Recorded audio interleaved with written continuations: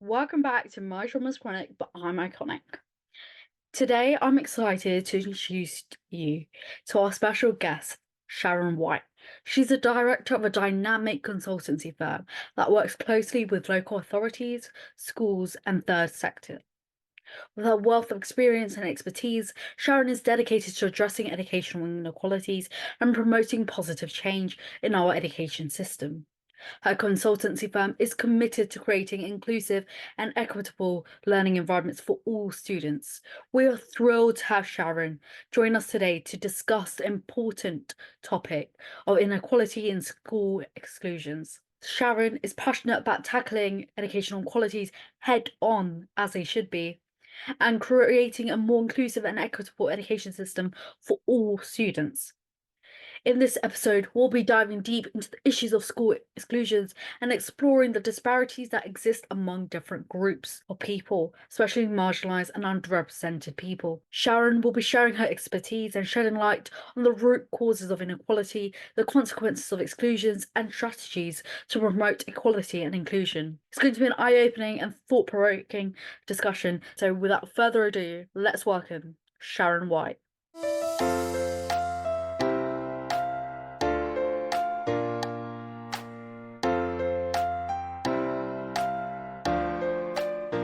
My name is Reese Me.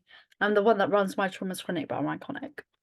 Absolutely fantastic. I've been tuning into all of them as well, and the different speakers that you've had. Different guests. It's been really good. Really good variety of different people talking from their perspective. So thanks for asking me. It's okay. Thank you for watching. Yeah.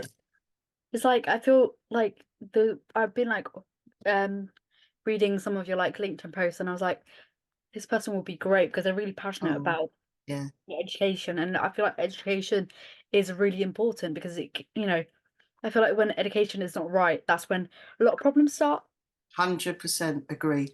So I was that person when I was a little girl. I don't know if you were like this, but I used to get all my dolls in a little line, and I used to have some little tables, and I used to pretend to teach them. So teaching for me was always my passion, even from a young age. And I completely agree with you. Education is just, for me, it's the platform, it's critical for everything. So if you don't get a quality education in life, personally for me, it's the barrier to your next step. It's the barrier to so many different things. And that's why I'm passionate about it. And particularly, working with those that you would call vulnerable or, underserved, those communities as well. Yeah, I feel like it's I feel like it's when people I feel like our marginalized groups, I feel like a lot of people get upset when they're like people say, "Oh, this is the highest group of people who are excluded." But Yeah. it's the truth because they are given much less chances. There's biases and prejudice already in a person's mind. They're given much less chances, and that's when they end up in a criminal justice system, homeless, or substance abuse. And 100%. and Yeah. I think education is a good foundation.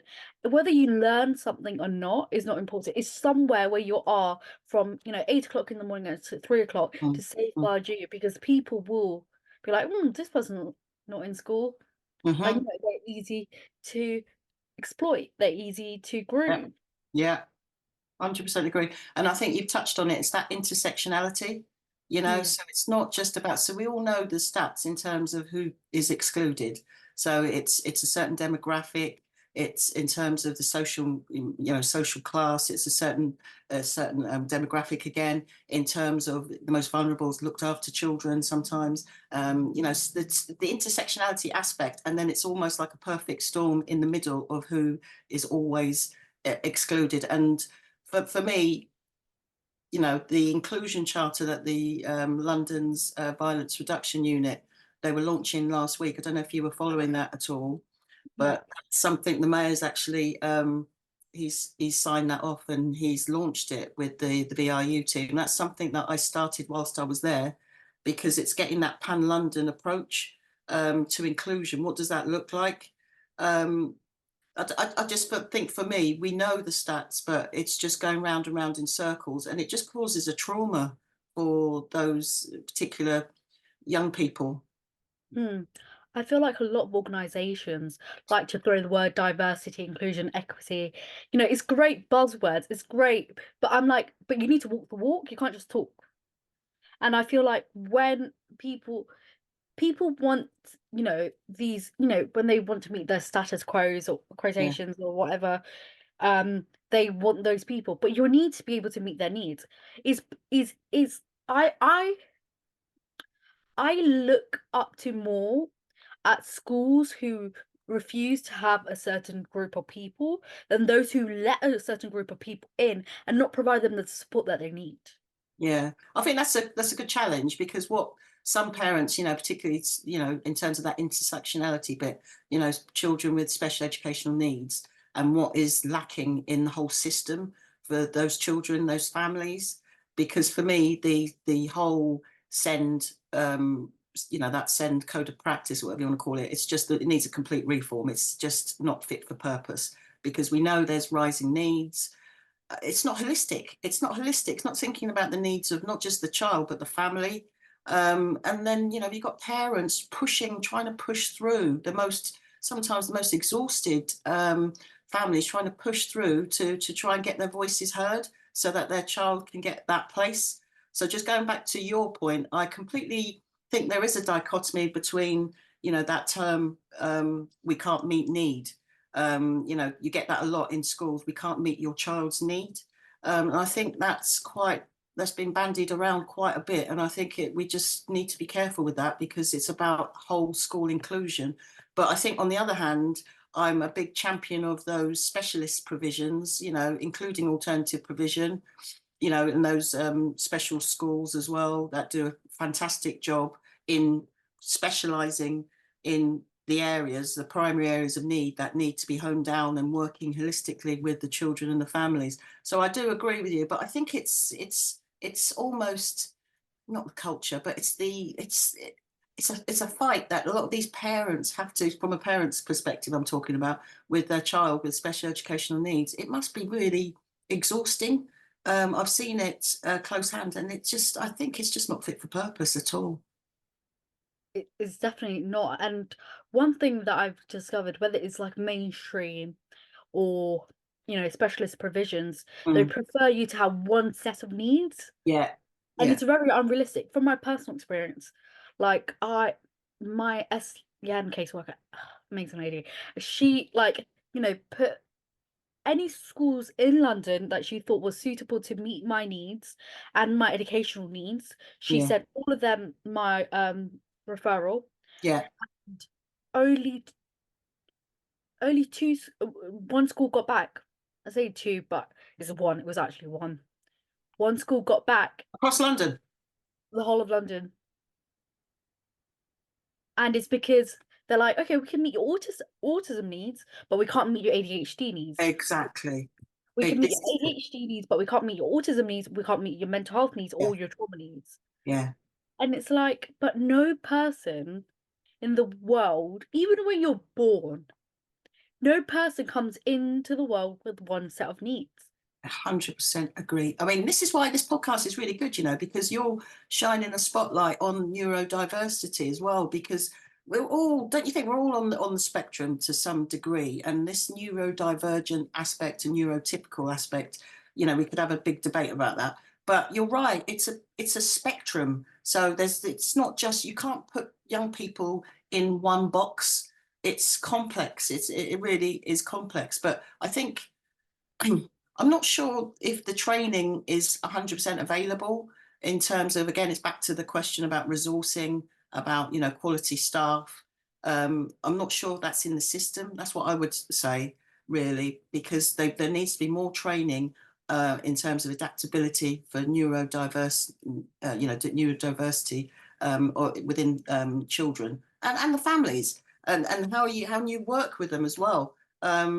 But I do agree that, that's what we need to be focusing on. And I don't think it's only in the work that I've been doing with the ADHD Foundation and Neurodiversity Charity. They're brilliant, by the way, in shining that spotlight on that. But also, what they look at is something that you've picked up on with that exclusion prison pipeline. we know about that journey, unfortunately, for those, particularly the most vulnerable, those with neurodiversity, that they will, there's that correlation that they will be in the criminal justice system. They're at risk of exploitation, and criminality. So I think that's what we need to educate more. And I think something like these podcasts are absolutely brilliant. Mm. I think like when I feel like also people see, all anything a human does, any action is a behavior. Yeah, I feel like automatically this is one thing that I've learned, especially during from when I came into care. One thing that I learned like very later on, because as a person with autism and ADHD, it's hard for me to grasp that concept. But yeah, behavior has so much negative connotations in it. If nobody's like, oh my god, that was great behavior. No, that was bad behavior. This is unacceptable. It's always something. Oh, that's not great. That's not condoned behavior. It's behavior. It's anything you do. Like me, like putting a cup down. That's a behavior. yeah, Like, and I feel like every everybody everybody who is not educated or lacks the education and understanding, they think neurodivergence is an excuse. yeah. Neurodivergence is, something to just write off, like, oh, it's just an excuse to condemn their behavior. Okay. Look, I mean, we're singing from the same hymn sheet here, because, you know, I just think this system, I've said already about send reform, but I just think it's so archaic. Behaviour is a form of communication. All behaviour is a form of communication, and I think that's the first thing that everyone needs to get a grip with. I mean, behaviour policies. I don't know what you think about that in schools. I mean, and then people try and make them as inclusive as possible. But why has it got the word behaviour in it? Is it not meant to be about more the culture of the school? From when you walk into a school to when you leave a school, whoever you are, whether you're a Mm, parent, visitor, you could be a social worker visiting a child. This is about the whole school approach. And that's why, for me, I don't like the word behaviour, the way it's used in that negative connotation a lot. It's used in terms of, it's very archaic. It's used, in behaviour policies and all this nonsense. That's not what it's about. It's about understanding why people are doing what they're doing and trying to support them as best as they can, as best as you can, particularly as a teacher, because you've got that agency. You're the main person in that classroom. The children and young people are looking to you, and it's unfortunate you have got that. You've got to use that wisely, because next thing, it just will spiral for some children, and then they feel completely isolated. They don't attend. We know a lot about persistent can't even say the word, absenteeism. At the moment, it's, and elective home education because of COVID. So we know all of these things. We know the rise of mental health. What is the experience for some children and young people going to school? Is that a trauma experience, or is that an experience that they're really wanting to learn? And who are mm, they looking to when they go there? In terms of the adults, are they going to be very punitive, or are they going to be holistic in their approach? So this is what I'm going back to. I think with teachers, they do a brilliant job, but I think we need to be looking at training and working, holistically with families. So mm, it's more not just education on its own. I'm saying that it needs to be, if these children and families need additional support, it needs to be integrated into a wider, who is working with the child, who is working with the family, and it's an integrated model rather than just education picking up all the pieces all the time. mm. One thing that I, fail to understand is people have to fight for them to just have the same stepping stone as Yeah, everybody else, or the same level of stepping stone, shall I yeah, say. yeah, And there's so many parents that I know, even this young mother, um, she took her child out of school and he has autism, and she has homeschooled him for 2 years. Like when I was at school, when I was at home in my family setting, yeah, I was like, school's amazing, because it was safe, it was much safer than home. yeah, It's safe. But when I came into care, it was like, okay, school's a bit much. yeah, School Yeah, is really overwhelming. School is very unpredictable. yeah, You recognize these feelings because you don't just see it as a place of safety anymore. yeah, that's right. And who did you speak to? Who were you able to, and at school? Did you have that trusted adult that you were able Yes. to? Yeah, good. I had that trusted adult. There was multiple people Yeah, in, I went to when I was in mainstream, the Ursuline, they have a very strong network of safeguarding staff, but yeah, they're very accessible to everyone. yeah. That's brilliant. Um, and and then, but when I went to a specialist school, it took a whole different turn. I was like, it's like, okay, they're inaccessible, and it's Yeah, like, but these people, all children are vulnerable. No child is, you know, is defined by their like more vulnerable or less vulnerable and yeah. privacy, but they have additional needs and difficulties that make them even more vulnerable. And you take a complete opposite approach to mainstream school, and it's often abusive. That's If there's interesting. Well, in the specialist setting, you found it was, yeah. yeah, I Wow. feel like because there's a lack of in I've noticed, like, in a mainstream school, there is hierarchy, and the Yeah, hierarchy is big. Like, there's yeah, multiple people you need to go to when to yeah. escalate things. But because a specialist setting is often a smaller provision, That's there's right. less people to go through. So Yeah, there's less regulation yeah, yeah. and management of being like, okay, this is wrong. And lots of behaviors that, not behavior, I'm talking about staff, a lot of staff actions Mm. are often dismissed, be like, "No, no, no, but it's, like, fine," everything gets swept under the carpet. Mm. I think that's an interesting, because I think most people would say, because my background as well was, as you know, is I was head of a PRU, so a pupil referral unit, so as alternative provision, and I think they get a bit of a bad reputation because you get the most challenging kids that have been permanently excluded. But I thoroughly enjoyed it because it was you were able to turn things around for a lot of the kids, but also it was working with the parents. So it was that ratio, that smaller ratio. So my expectation as head of a specialist or of an alternative provision would be the other way around to what you've experienced. It would be you would expect that expertise to understand what's going on for the children, and for not to be resistance there. So that's quite interesting. I find that quite fascinating. The The other one thing yeah, sorry, go on. the thing is, you've had a different experience because there was somebody like you in Mm, the mm, school. There's not because when there's not somebody who's passionate, who yeah, really wants to help people, yeah, yeah, it's a bit like waiting to clock out at 5 o'clock to yeah. That's go home. terrible. Yeah, That's when the yeah. problems start. I hear you. I hear what you're saying. And I'm just thinking, in terms of, what's going on, we know in terms of specialist schools, recruitment of quality teachers, it's pretty bad out there. I mean, we know in terms of teacher numbers, they're falling. So in terms of the profession, it doesn't look as such an attractive profession. But I think we've got to really try and champion teachers more in society, and also we've got to train them to understand the complex needs. Also, what I just wanted to interject with, I like the fact that the word vulnerable. It only came about because of during the COVID times. Mm, That was crazy time in terms of working in a local yeah. authority, because what was going on at the time, the DfE, we also know what central government was doing, but the DfE was churning out lots of different statutory guidance at the time, and it was every single day. You didn't know whether you were coming or going with what you had to do in terms of shutting the school down, the logistics of, and they used this definition, didn't they? Do you remember, of vulnerable children, which I think now everyone's sort of using.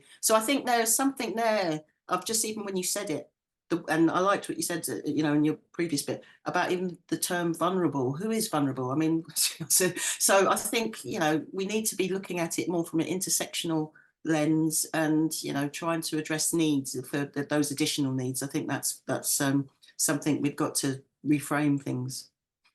One of like somebody who I consider like my father figure, he's a consultant, so he he's been a head teacher at specialist provisions. Yeah, He does consulting work, he has his own care home. He went to a school in Brighton, and from management down, nobody understood needs. They didn't understand. They were treating them as if they were mainstream, and they were able to just comply with the rules, get, like, sit down, Yeah, right, get all the stuff out and go home. yeah, And they didn't have additional needs, and yeah, everything is seen as difficult. yeah, It's not even. I feel like challenging is a very nice way to phrase it, but they yeah. won't even think about that. It's just like, it's difficult. It's the like, and when there's issues that need to be addressed, and they need Yeah. to be ordered in, like, priority of, 1 to 5 or 1 to 3, whatever they want to do. They saw vaping as a number 5 issue, so not important. So vaping and smoking in the classroom as a Really? 5, Wow. and it's like the head teacher said that as well. Yeah, Let me add, the head teacher said that. yeah.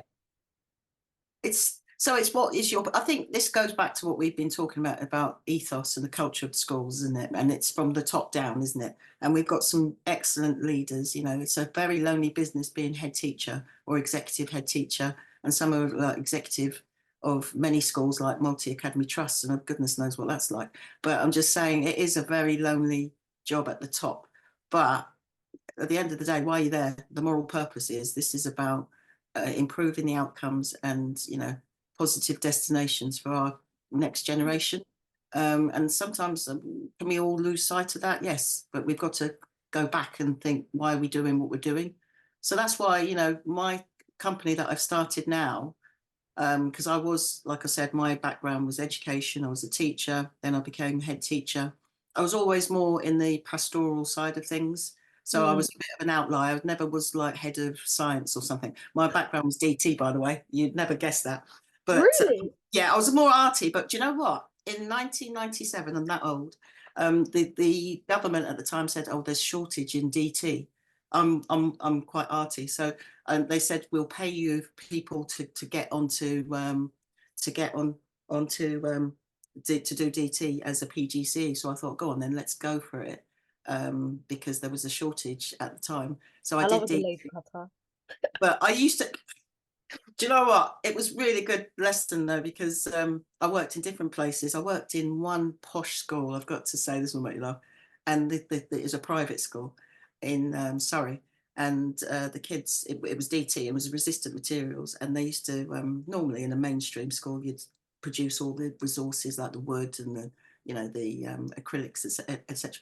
I'm going to go to New York, and my dad's going to get me some lovely pine from New York, and I'll bring it back for next Monday's lesson, that type of thing. And I thought, this is like completely not what I want to do. So then I moved into that sort of alternative provision route, working with children that were at risk of exclusion. So I was doing that, or children who had been excluded, sorry, because it was in the pupil referral unit.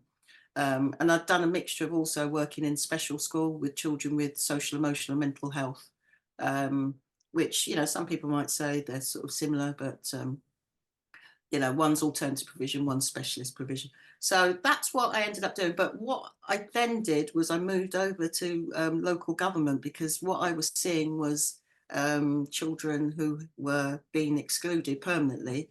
And, it doesn't matter what models you come up with in terms of fresh start to try and get them back into mainstream school. There was a resistance there because their cards had already been marked, so to speak. So I thought, do you know what? I'm going to try and get on the other side and be a commissioner of alternative provision and try and do it from a local authority perspective. So I was there for 7 years in a borough in East London. I must say I was really proud of the team, because we had the best performing in terms of exclusion figures. We were one of the lowest. We were the lowest in London for secondary suspensions. And I was just really blessed then that my work was showcased, the team's work was showcased in the RSA Inclusive Schools Toolkit. So then I thought, yeah, this is great. What I was noticing was more and more, which you've talked about at the top of this conversation, safeguarding. I was noticing my time in inclusion was more not about SEND, unfortunately, because when you talk about inclusion, people always think SEND. It was more about vulnerability of children and young people not in school, not being safe, not feeling safe. And that coincidentally came at the same time as, the new statutory guidance documents, like, working together to safeguard children and keeping children safe. So there was a big spotlight on safety. And I ended up, the area that I was working in, we had murders, we had, deaths, unfortunately. So my time was becoming more about safeguarding. And that's why I then moved into the sort of mayor's office, City Hall, and the violence reduction unit. But now, obviously, I work for myself in my own company, Educating Horizons. And like I was saying, our slogan is changing systems to change lives. So it's about looking at system change, from either local government perspective, either a school perspective, or even third sector, because I'm doing lots of nice work with, voluntary sector community organisations. Lovely. But I feel like one thing that I learned, I respond in a way where I would address things very, like, my emotional regulation is not the best. I Mm, would address things right there and then, yeah, and it might not be in the most professional way. No, yeah, this never happened in a professional capacity. It was in the care home where I lived, yeah, or like, staff, if it was unprofessional, or, against safeguarding rules and stuff like that, I would question them right there and then. That's the sort of person I am. yeah, But the way that I would do it, at times it could be very well said and the point is taken. But at times when it's repeated, I would be like, you know what, you're fucking competent. yeah, This is unacceptable. You can't keep doing this. Okay, right now I'm on a 3-1. Back then yeah, I was on a 5-1. yeah, So I was like, I'm on a 5-1 for a reason. But the thing is, it's not about me. I if I go, yeah, at times I can become um when I'm distressed, I can be aggressive. I can be mm, physically aggressive. And mm, I'm like, but you are not protecting your colleague, your member of staff. If yeah, I got distressed and I were to react in an aggressive manner, you've left your staff, one or two members of staff with me, yeah, and there's a reason why there's five of you. yeah, Because 3, 4 people cannot restrain me if needs be. yeah, And yeah, I was like, and then Danny, the guy that I was talking about earlier, I was like, why don't you just address things like the way that I do? And he was like, well, if I address things the way that you do, then I'm setting an example where they can be like that to you, be like that to other members of staff. I need to set an example. yeah, And I feel like that's what some provisions fail to do. If somebody at the top is not setting an example, yeah, how would somebody with less experience and somebody who's looking up to you for guidance yeah, able to execute their role to the best of their abilities? yeah, 100% agree with you. It's down to senior leaders, isn't it, at the end of the day? But it's their moral purpose, don't you think? It's like, why are you doing what you're doing? Do you actually like your job? Why are you working with children? You do wonder sometimes, some teachers, do they actually like children? And the same with people who work, other professionals who are meant to really be advocates for children and young people. And you think, do you actually like who you're meant to be working for? But you're right, you can't, you can't, you've got to actually, it's almost like you're educating them, Mm. through your like you just said, your lack of Competence. regulation, which I don't think that's My true. regulation. Yeah, well, you're saying that you get angry and you're telling them what's what, which in the end they do sometimes. Sometimes this is what happens in school, isn't it? Going back to school, but you can't take it. I'm just from a professional point of view. Every single day was a new day for me. So kids would tell you where to go every day, but unconditional positive regard. That was my ethos. They pulled displays down, and we'd always put them back up. Mhm. And then they walk in and go, and then you say, yeah, it's back up. No, and some people might say that's not a good way for them to learn. So that's why I'm just going to ask you, what's your thoughts on that? Or do you think, because in No, the end, I feel like reacting to their distress is mm, just going to trigger them yeah, more. yeah, If somebody, like, I've had people whilst I've been in a restraint, stick their tongue at me, a member of staff stick their tongue out at me, and Beautiful. I was calming down and we were ready to phase down Yeah. in the restraint, and then they did that, and I was, ooh, Terrible. like, wanting to go hurt them, because it's triggering that. Yeah. But I feel like if unless it comes, to their safety or somebody else's safety, I'm like, property, like, people, care a lot about property damage, but Yeah. property can be fixed. Yeah. Yeah. But what are you teaching them? That if you do something, I can respond back too. Yeah. Yeah. That's You right. it's like, okay, like, for example, I learnt like, a policy that I learned from studying again is life happens. When I would get distressed, if I were to hurt him, bite him, he'd be like, "Well, life happens, doesn't it? Mm, Life happens, life happens." And at the moment, it was so annoying to hear. mm, I'm like, react, react. You're just yeah. so used to everybody reacting. But those who don't react, they are the ones that will stick by you and understand you. Yeah. It's about relationships, isn't it? Mm. Relationships, that relationship, trusted relationship. It's you've got to read, what's happening for that person. That I completely agree with. I was going to ask you a question there when you said something, but sorry, I interjected again. Go on, carry on if you can remember. Okay. I was going to ask you a question. Um, yeah, what was it? Anyway, go on. Let's keep going. This is quite good. The one thing that I learned you know, as a young person that I kind of taught people is they always be like, "Oh, why do you have a good relationship with management? It's always management. It's always management. It's always management." And I'm like, it has nothing to do with the fact that they're management. I will go up. I don't. You know what? I have no regard for hierarchy. I like the structure of a hierarchy, Yeah, but I have no regard. I would treat you the same if you were the top of the pyramid or the bottom of the pyramid. I would yeah, treat you exactly the same. But the thing with management, usually, most of the time, what I say is there was a member of staff, and especially when there's a male staff, everybody gets like, "Oh my god, it's a male staff, male staff, male staff." They're like, "Oh, risk, risk, risk." But it's yeah, always like that. no, There's some because when a woman does the same thing, it's okay, it's motherly, it's nurturing. yeah, But when a yeah, man does the same thing, it's like, "Oh my god, he could be a pedophile, he could be this, he yeah, could." yeah, But it's not always the case. And I feel yeah, like people jump to judgments quickly, and they're like, "Oh, why do you get along well with Jonathan?" And I'd be like, "Well, he's patient." yeah, Patience creates understanding, which creates good relationships. yeah. That's what children and young people need. Exactly. This is it. And what's the point of one of my favourite head teachers in the borough that I was working in, Barking and Dagenham. I'm going to name drop him, Roger Mitchell. He's always talking about, it's about how are you as the adult when you're welcoming your children into even the playground. Because some head teachers are just even from the get go. As soon as you walk into school, they're on your case, and they're not thinking. I always talk about Maslow's hierarchy above Bloom's taxonomy because are they feeling safe? Have they been fed? All these things. Forget about are they going to be able to access an English lesson or something? Because for me, if you can't get the basic needs right, have they slept? Have they eaten? Do they feel safe? These are things you've got to ask.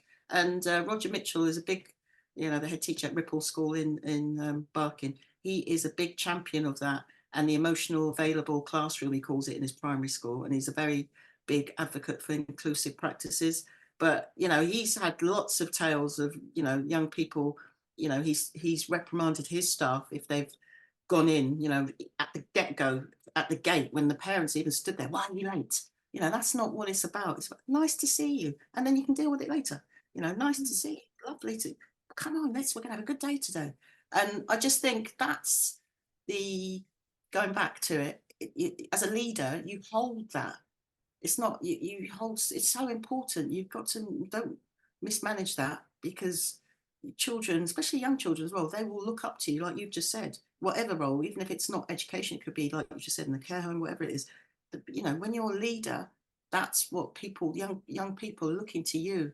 And if you don't handle that well, then for me, that's it. The relationship's broken down And the completely. thing is, people don't understand, like, especially people like who are children and young people.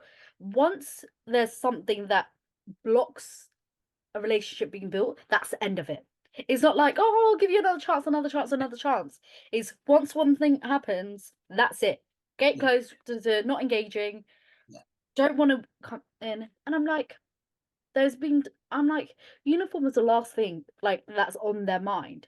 And exactly. I'm like, but the uniform doesn't affect their education. Them having Ex- a meal, them having a thing. Like, for example, I was, where Jonathan, he's one of the care homes that he co-directs. yeah, He, he in that care home that I lived, I never had. I sometimes had breakfast at the house, but most of the time I wouldn't have breakfast. yeah, And every single time at school, I would have breakfast and I'll have a bagel. yeah. I will have a bagel. I don't know, it was a highlight of my day. It was just strawberry jam and a bagel Yeah. with butter, Oh, but it was a highlight of my day. And then I realized, now looking back, spent all morning, the travel time, everything, trying to get myself ready to cope with the school environment. there you go. Yeah. And it's like a trauma, isn't it, for some kids, isn't it? It's not this one size fits all. I'm not a fan of it. I'm not a fan of it at all. I just think the whole thing needs to be reformed. It's just not fit for purpose now. And the way kids operate anyway, they're what they want to learn. I mean, they don't want to learn Pythagoras theorem, or whatever you want to call it, algebra. It's more about digital now, isn't it? And creative. It's about, I think the whole thing just needs a reform. I really do. But you've got to meet the basic needs for children. Like to be able to learn, have you had anything to eat? Have you had breakfast? So I've got to admit, what I used to do in the Peru, this was one of my tactics. We had breakfast, and a lot of Perus do this now. People referral units, they do breakfast, and obviously schools got breakfast clubs, which are brilliant. But I used to lull them into a nice sense of security when they came in my classroom in the pupil referral unit, put some nice thing on the TV, about news and have a conversation. But I used to turn the heat up, so it was nice and warming. Yes. You should have seen it. People used to come. They almost want to have a little sleep. This is first thing in the morning. Get them some tea and toast, and then it's nice. It's a nice cozy start to the day, and that's where you can assess. It's almost like you do a temperature check, isn't it? Of somebody's coming in a bad mood, so then they're going to move on to English. Well, they're not going to go and do English, are they? So you can then go and inform that teacher, because it was a secondary people referral unit. But it's that I used to do. Do you know what? I used to do funny things like detention. I'm not doing that. They're in detention. And I'd say, okay, fine. And then what I used to do was I used to move the clocks. They used to come back into my form room. I used to move the clock time back. So I just used to talk to them for 20 minutes. And then I said, you can go now. Oh, all right, yeah. Okay, see you, Sharon. I said, you've done your detention, by the way. So that's what I used to do, little tricks. How So, long did that work for? oh, well, I used to do different tricks, different tricks for different young people. But they used to smile. They used to laugh because they did do their time. We talked through it. Why did whatever happened? The sanction. Why was the sanction imposed? But we had the talk through. But they didn't realise it was the time, because they need to feel they're in control, don't they? To go home. I'm not Mm. staying for this. But they've done it.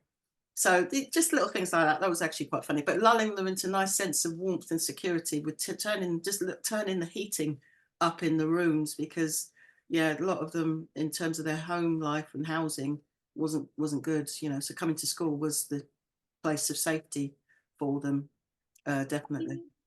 Have you read a poem called "I Ain't Got a Pencil"? No, I'm going to write that down. I'll actually read it for you. Actually, Yes, it's really please. good. I like mentioning it. I feel like there's so many podcasts where I've mentioned this. Um, Who so wrote it? it's a guy called Joshua T. Dickinson, Yeah, and it says, "I woke myself up because we ain't got an alarm clock. Dug in the dirty clothes basket because ain't nobody washed my clothes. Brushed my hair and teeth in the dark because the lights ain't on. Even got my baby sister ready because my mama wasn't home. Got us both to school on time to eat us a good breakfast. Then when I got to class, the teacher fussed because I ain't got no pencil." that's absolutely fantastic. And that is what we're talking about.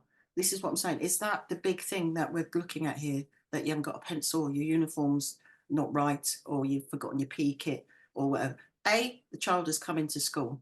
You know, some of them, it's been a big journey. Some of them getting, I was really surprised, you know, when I moved back to London from Swindon, where I used to work and live, because most of the time the schools were quite close, in close proximity. You're seeing kids travelling either because there's not enough school places. They're travelling either trains, two buses, whatever. They live miles away. So for them, of course, they're going to be late. And we just need to think holistically and just think of the context of what's going on for these children when they come into school. I think it's a quick win. I was going to ask you about behaviour policies. That's what I was going to ask you about. What's your view on that, on those? I don't understand them. Mm, But I feel like if you're gonna do behavior policies, I even hate the term. yeah, You're gonna do one for each child. yeah. That But is that is tailored to them. Not like an actual whole, lengthy document, but something that's tailored to them. Because not it's not always like, being like, okay, 20% of your break is gone. That's not gonna work. 'Cause, they don't care. or they want to go and get something to eat because break time, that's when that might be their first opportunity to eat because they didn't have breakfast club or something, and break times when they get. So that's interesting what you said, because I was a massive fan of behavior policies before, and I thought, oh, they're, because I was that type of girl. I loved education, loved studying, blah blah blah. But now when you look and you go into different schools, particularly in my role, my previous role was like inclusion, head of inclusion, you see some lovely charts, particularly in primary, lovely behaviour charts and kids going up and down them. And you've got gold, silver, bronze, and all this nonsense. And then children are moving up and down. And, you know, maybe they're more incentivized at primary because, you know, life's a bit of a game. But for me, in some secondary schools, they've got this incremental thing that I don't like. So you're almost from September, just say if you keep doing something that different teachers are going to log in, you're on a high. You can't actually win because by, you know, if it starts September, by October half term, you're at level 5. You're not. It doesn't go down. It's not unconditional positive regard. So you don't start fresh. You just stay where you are. When you come back in November or whatever, you know, that next term, you're there. So you're on the cusp of going higher and higher, and you know where you're going. So if I was a kid in one of those schools, I'd be like, well, It's not really a reward system. it's It's not. just yeah. I'm just like I like, for me, a reward system is progress in my life. Yeah, For yeah. example, right now, I have unauthorized separation of liberty. Mm, Anyway, keyword unauthorized. Sorry, that was unnecessary. So and what the thing is like, okay, I haven't self-harmed in 5 months. I mean 6 months. I haven't tried to kill myself in 5 months. mm. Oh my But God. where's my life? Mm, I don't have free time to go out by myself. I'm mm. 18. Yeah, Why do I not have free time to go out myself? And I'm not even an adult. I'm yeah, like, why is my ratio not getting reduced? yeah, Why is it? For me, it's little steps where yeah. my development develops. Mm. And I Like feel you're like saying, I could say. I feel like people think, oh my God, Roshni, you're articulate, you're intelligent, you're this, you're that. And I'm like, but I haven't stopped developing. Yeah, Because I'm 18, because I'm an adult, doesn't mean I've stopped developing. And with my autism and my ADHD, and my like complex PTSD, there's certain areas that I'm way behind than my yeah, peers, yeah, where yeah. I need to catch up and learn. But am I Yeah. going to learn from a place where I'm just stuck in my room, Mm. where I have no interactions with people my own age? Yeah, yeah, exactly right. Yeah, How about socially? How about and this is what I question when I speak to social services. yeah, If I don't question, I'm pretty much tell them, if I am 25 and I am in a care home or supported living, yeah, it is your fault yeah, because you have not allowed me to develop. yeah, yeah. Stunted your growth and your development, isn't it? Yeah, definitely. So what I was going to, yeah, I mean that's a really good point because again, it's about there's too many labels on, you know, where you should be cognitively and for your age chronologically and all this business, isn't there? And but I was going to ask you something about because you're 18, the transition from childhood in terms of when you're in this system that you're in, childhood to adults, how have you found that? Because again, that's not been well planned, and they don't work together at all from a local authority perspective. It's very difficult to understand. So you obviously you're in children's services, and then you're in adult services, and then what's that transition like into adulthood for those youngsters? What's your experience of it, or did it, from your perspective, it just you So just I'm didn't? from the borough of Merton. Oh yeah, We're quite a good borough, I would mm, like to say, from my experiences, yeah, and from what I've heard from other young people. My transition from child to adults, they started planning it when I was 17. right, Started planning when I was 17. mm, They've done like a you do a assessment near the age of 18. They yeah, did one at yeah, 17, like 17 and 3, 4 months. yeah, So when they did it again, they could be like, okay, this is what's changed. This is what needs to be done. This is a consistent factor. Da, da, da, and what my care would look like. yeah, There's been a lot of discussions. When it comes to accommodations, there's not many providers. yeah. That's the thing. Another thing. You have to be like adult care homes, which I don't like. When I open up my own care homes, I would never have it this way. Yeah, You're 18 to 65. Why is an 18-year-old with a 65-year-old? I'm not That's not my case, but yeah, there are some people who are like that. yeah, Why are people I feel like even in childhood, right? You would never place a 3-year-old with a 15-year-old. yeah, yeah. Spot on. Why do So they do why that then? 18 to 65, seriously? Yeah, the guy that he lived here, but he moved out because his placement ended. Yeah, He was 45, and I'm like, but I'm just okay. So you're saying that that person has vulnerabilities. yeah, They are in a 24-hour supported accommodation or whatever that hours that they're entitled to are. yeah, So you're saying that I'm vulnerable and at risk of exploitation, but you're placing me with a 45-year-old. exactly. There's no clear thinking there, is it? That just does not make sense to me at all.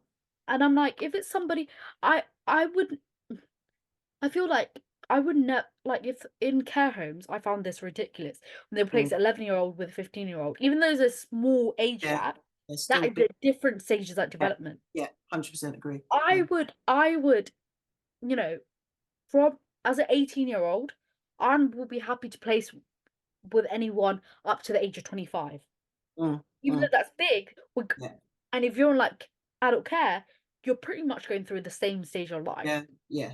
You have 18, understanding. If you yeah, have the capacity to understand, you have an understanding of each other. yeah, In care homes, I would never put anyone 2 years younger or 2 years older from the age of the person that resides there.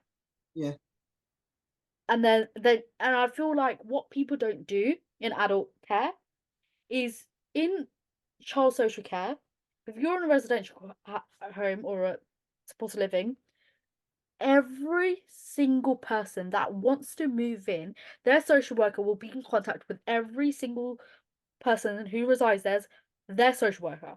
yeah, And you'll be like, is this a good fit?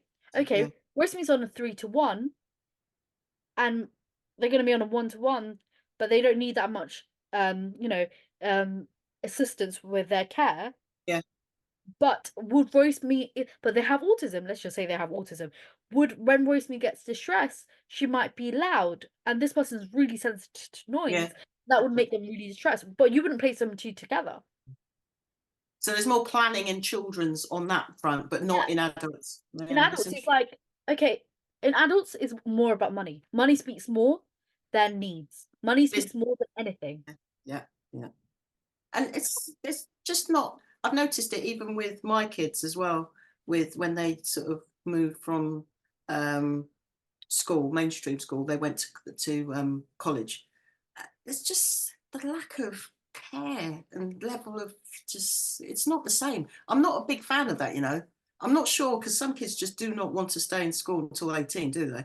But one thing about some schools, that, like you said it ages ago, the safeguarding teams normally are pretty good, and they really are sharp and on it. There's something about college, or just not just, there's a lack of personal care. It's more like a business, and then if you're not attending, then they just take you off roll. If you're Yeah. not, it's just what's going on there. It's You know, not. I don't know. I'm not I'm sure. just I'm not like, sure about it's that. there's a lack of duty of care. Yeah, There's it's if a young person is not coming to school, I don't care how old you are. I don't care if you're in university. If yeah. I work in administration, why have you not been coming to university? What is the problem? Because nobody stops coming to education just because they had enough of education. They probably make the time and effort to unenroll. Yeah, If someone just stops coming, doesn't have any form of communication yeah, with whatever educational authority there is, there's something wrong. yeah. I got temporarily transferred to Croydon. Oh, that's another thing. Like, Croydon. if you move outside of your borough, you move, your SEN team moves. That's Is it? The whole they moved. So but your they home moved borough with still you. pays. All right, yeah, yeah. So yeah, so your team that you built all that relationship with, and they know you, they don't go over with you. That's what you're saying, isn't it?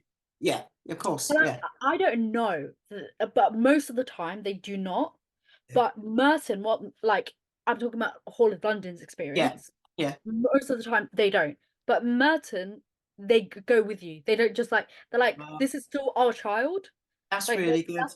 that's literally what they say. This is That's still a our good. child. All right.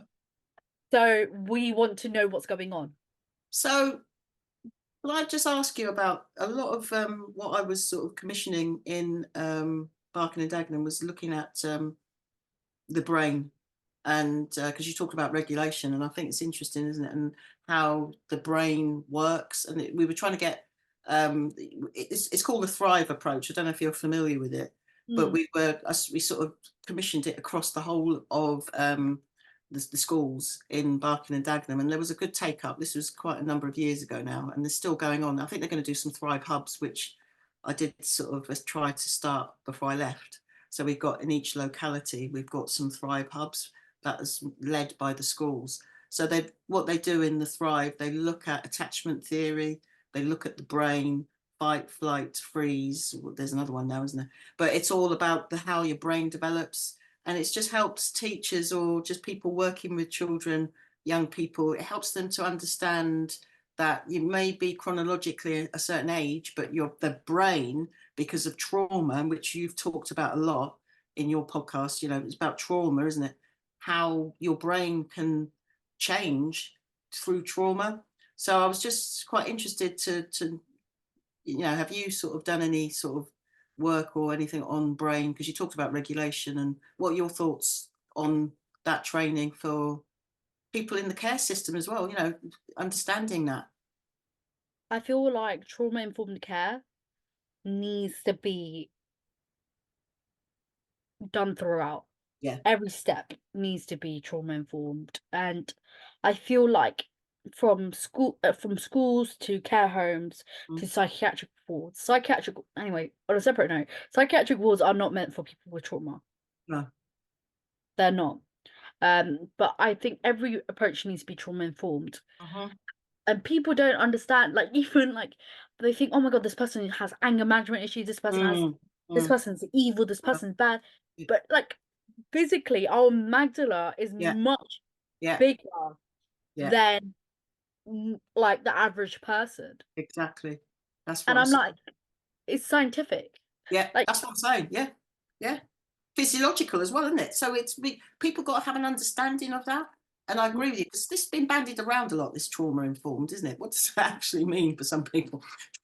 Trauma informed approach, which I think is a good way of looking at things. But I think if it gets bandied around too much, then people lose what is it about? What does that actually mean? Trauma informed. Same as ACEs. A lot of people talk about ACEs at the time, adverse childhood and it's like just throwing it out. Oh, he's got 6 ACEs. He's got 7. So yeah, all right. Then you've identified the ACEs. Then what are you going to do about that then? And I think, people going around saying that, oh, this person has 6 aces. yeah, I mean, this is the thing. You see, if you are assessing a child, and next minute, as a staff team, I'm just thinking, and next thing you've got children who have got more than X amount of, adverse childhood experiences. Yes, it's about understanding it as a collective, isn't it? And how do you work with not just the child, like I said, and the parents and the families, and understanding the whole contextual safeguarding bit and what have you. but I feel it's like, not it's not meant to be done for a tick box.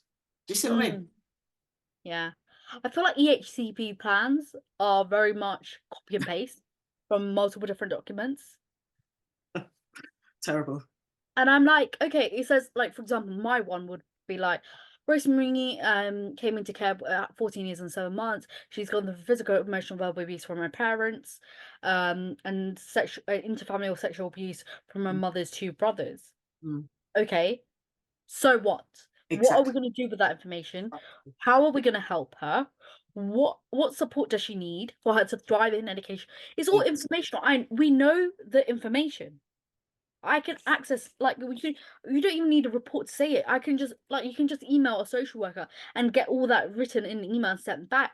But Yeah, how are you gonna help her? It's supposed to be a guide, but it's more of a oh my god, this is a profile. It's yeah. like it's like it's like a Tinder profile. It's like this is everything. This is not about someone's like what they need or want. It's just everything is like A list.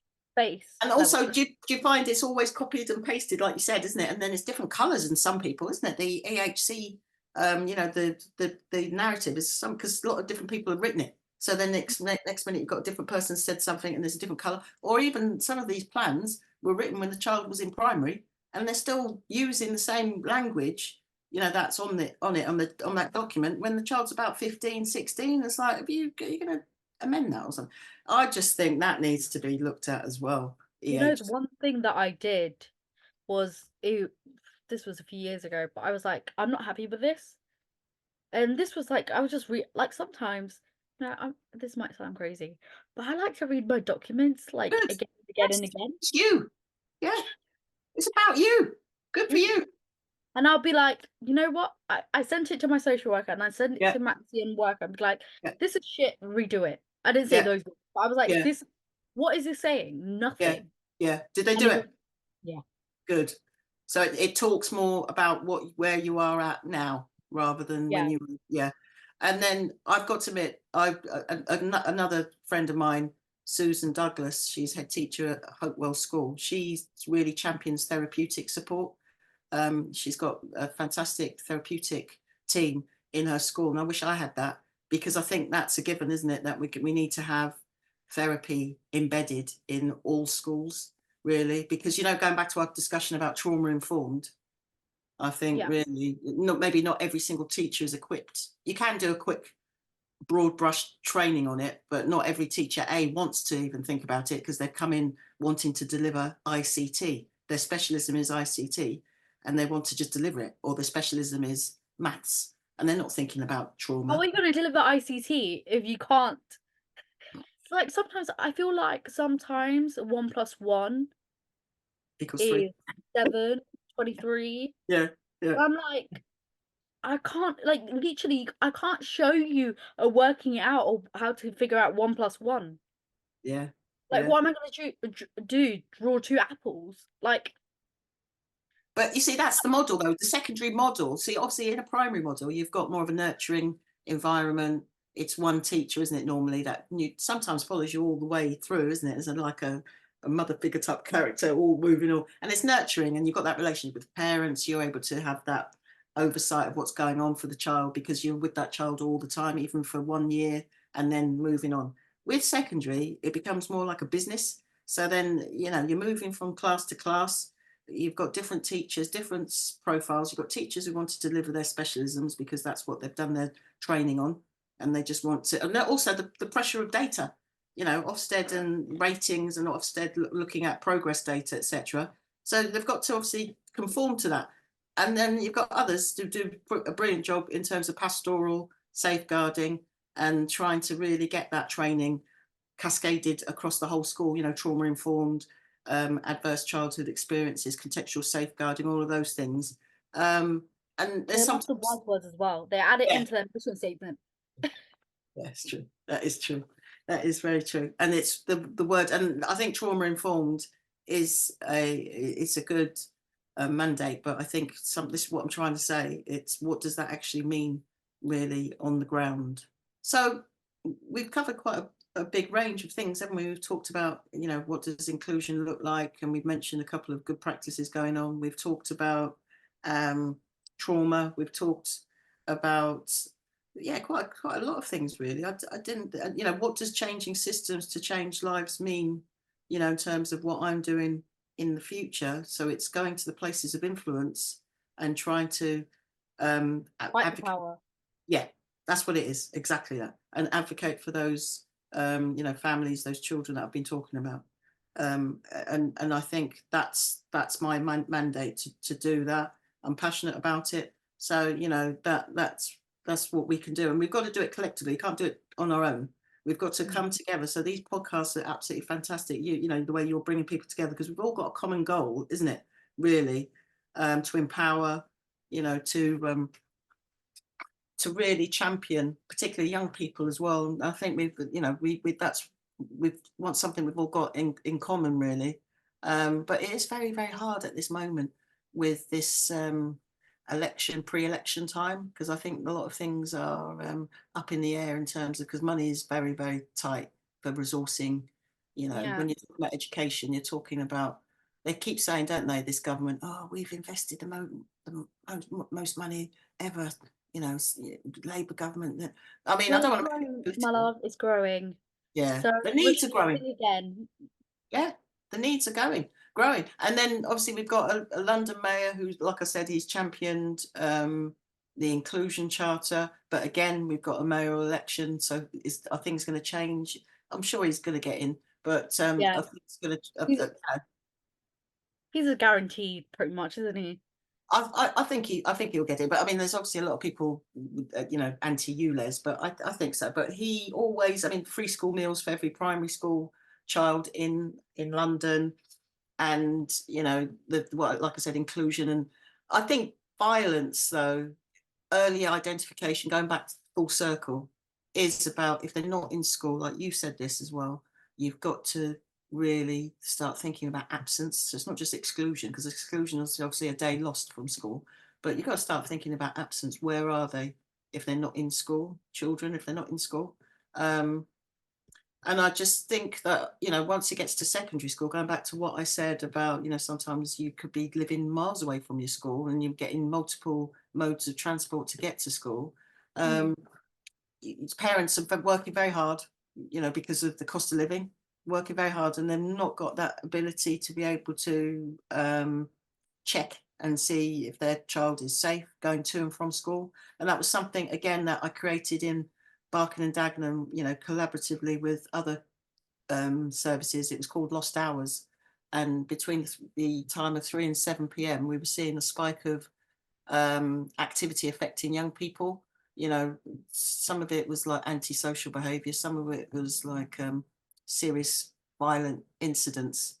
And it was about, again, as a collective, it's not just education, it's, you know, it's children's services, it's the youth justice service, it's early help, Mm. It's it's like all, homework. yeah, It's yeah, like, you know, the teachers will teach you, yeah, and they'll set your homework to do it at home, but you don't blame the teacher when things are got there's the you know, not to blame, but you'll be like, "Oh, the parent is not helping, the carer's not helping." And mm, then if the carer's not helping, it's like, "Well, okay, then the tuition, like, how about tutors? If the yeah, tutors are not helping, people yeah, can't afford social services." It all goes around, and there's a whole network. And, you know, it does take a village to raise a child. exactly right. That's, Mhm. it is good. That sounds like a place to pause, I think, really. Again, because I think we're in agreement, definitely. You can't do things on your own, so we've all got to do it. And also the community sector plays a big part, I must say this. So I don't know your experience at the moment, but I am championing those, you know, those voluntary sector organisations. They do brilliant jobs because they're trusted organisations. They're credible. They understand the needs of children. I mean, I know, again, going back to the May, he's always championing mentors across London, and particularly that transition period, not just going in from year 6 going into secondary, but also, like you were talking about, childhood into adults, you know, for children, care experience children. You know, you need those mentors, don't you, those trusted adults, and I think that's something we could do with more. Perfect.